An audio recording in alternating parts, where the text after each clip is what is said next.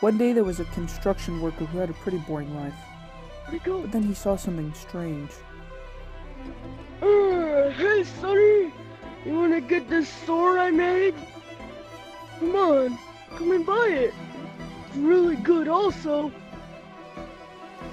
He considered the deal and decided to trade his shovel for the sword. Thank you, sir. You're welcome, Sonny. He then became a hero.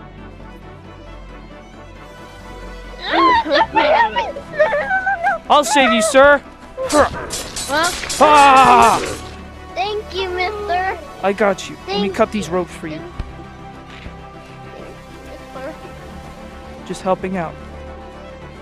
He was Ha the greatest hero ever. I'm glad the town is safe now from that evil guy.